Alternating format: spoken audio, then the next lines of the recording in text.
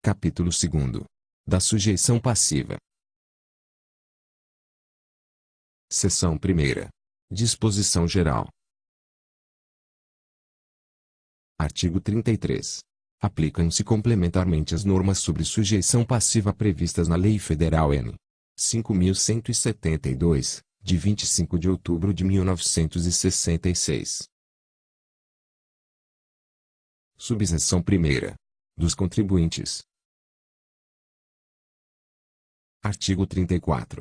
Contribuinte do ISS-QN é o prestador do serviço. Artigo 35.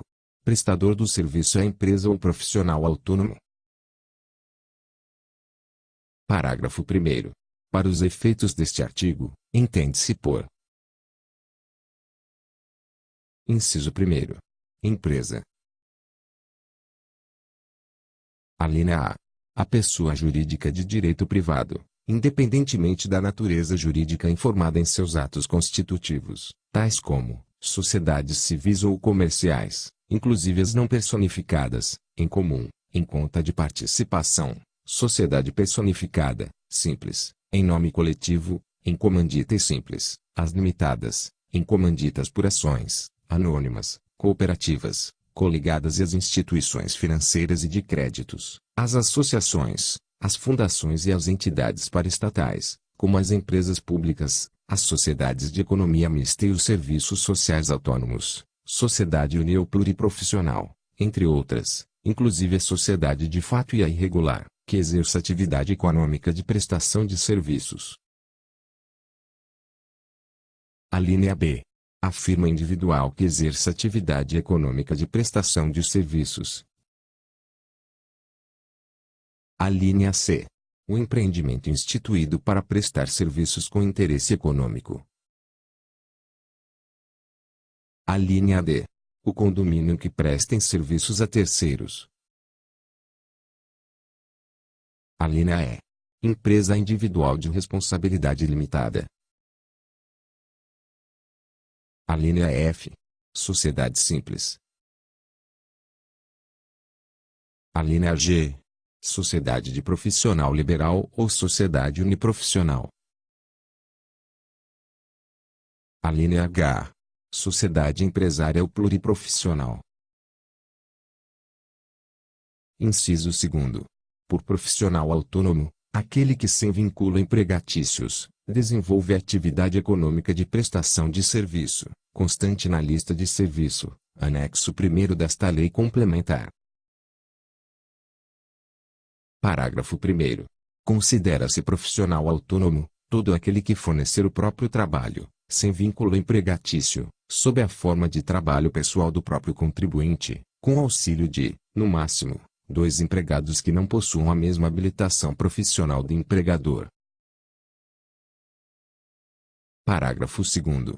Considera-se profissional autônomo todo aquele que fornecer o próprio trabalho, sem vínculo empregatício, sob a forma de trabalho pessoal do próprio contribuinte, com auxílio de, no máximo, 2 empregados que não possuam a mesma habilitação profissional do empregador. Parágrafo 3º. O disposto no parágrafo anterior não se aplica aos profissionais autônomos que: Inciso 1º. Prestem serviços alheios ao exercício da profissão para a qual sejam habilitados. Inciso 2º. Utilizem mais de 2 empregados, a qualquer título, na execução direta ou indireta dos serviços por ele prestados.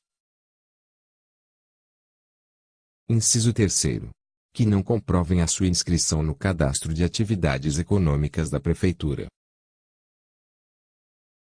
Parágrafo 4º.